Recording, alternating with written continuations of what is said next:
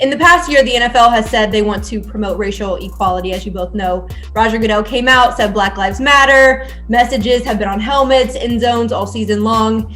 Yet when it comes to minority representation at the highest levels, it seems like those messages have fallen on deaf ears.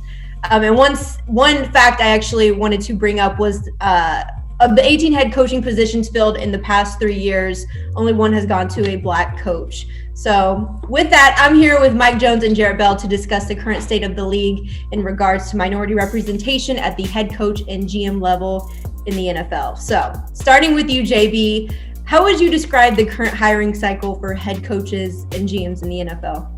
Yeah, it's a bit disappointing when you think about all of the attention and the focus and the conversation that has been directed in this regard, and all of the efforts, by the way, from the NFL and people who don't have the authority to hire for the team. So it really still comes back to the teams, the ownership, and what they do. I think the thing that really kind of strikes me is that with all of the efforts, that the process for some of these teams, even though they've brought in candidates or interviewed them via Zoom, it still doesn't feel like there have been, the legitimate opportunities for Eric Bieniemy to, still be on the fence, if you will. And I know the Chiefs are in the playoffs. You would have thought that he would have had a lot more buzz about him as the top guy. But then you see Urban Meyer get hired. You see Dan Campbell come out of nowhere to get hired by the Detroit Lions. And I think we're going to, when this thing all shakes down, we're still going to have a lot of questions about what processes teams are using to make those decisions. One bright spot is the New York Jets hiring of Robert Saleh as their head coach, becoming the first ever Lebanese American head coach in the NFL. Andy's currently the fourth active minority head coach in the league. Mike, how is this hire being seen across the league, and are there any incentives in place for the Niners?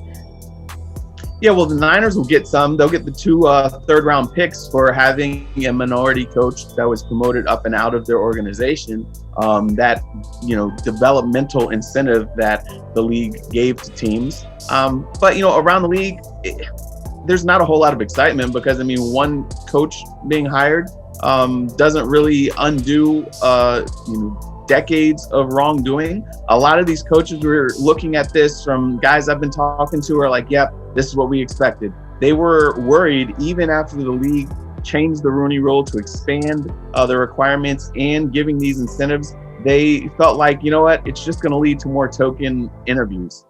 They felt like it was just for appearances, and they know that the teams are going to just go ahead and stick with the same thing they've been doing, hiring the guys they want to. There's a lot of frustration and guys kind of throwing up their hands saying, here we go again. We've worked hard. I know in the league office, they're like, look, we highlighted the pipeline. We put these guys in front of you. The coaches are like, we got in the work. A guy like Raheem Morris even coached on the defensive side of the ball, went to the offensive side of the ball, so that way he could become more well-rounded. Did a very good job with not a lot to work with in Atlanta as their interim head coach.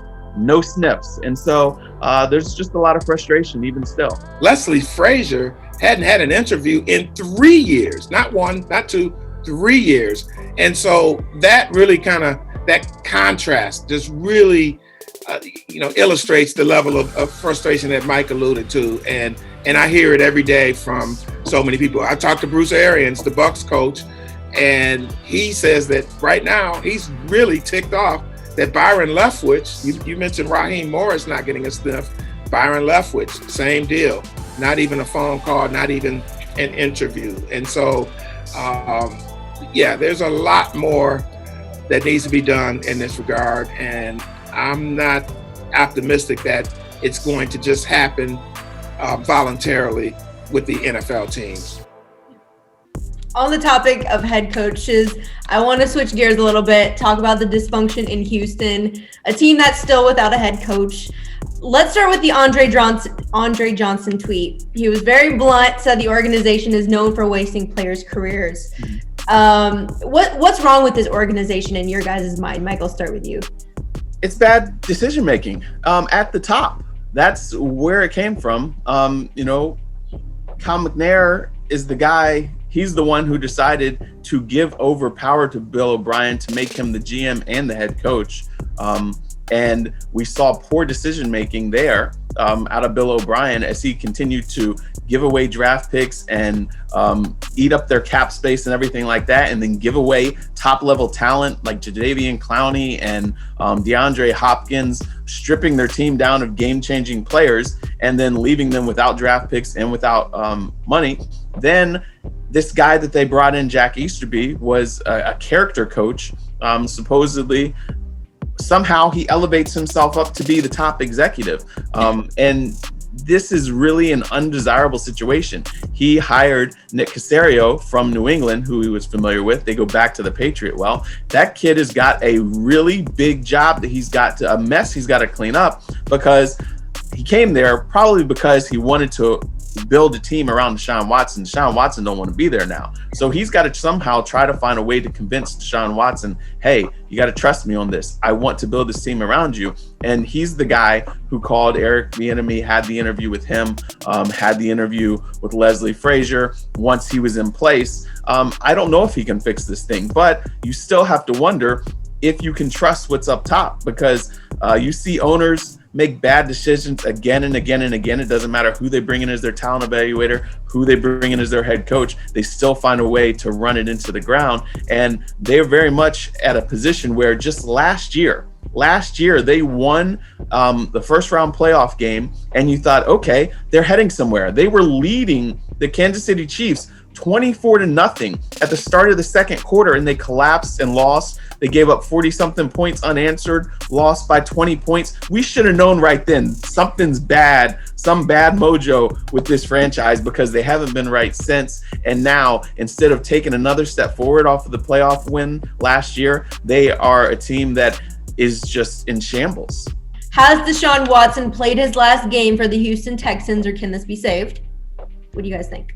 I do not think he has, because he's all they've got. And I think Caserio will sit down to him and be like, look, what do I have to do to make this work?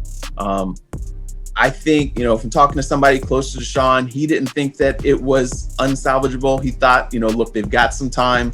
This is what they have to do basically to get this thing right. So there's a chance. Is it a strong chance? I don't know, but the door's not slammed just yet.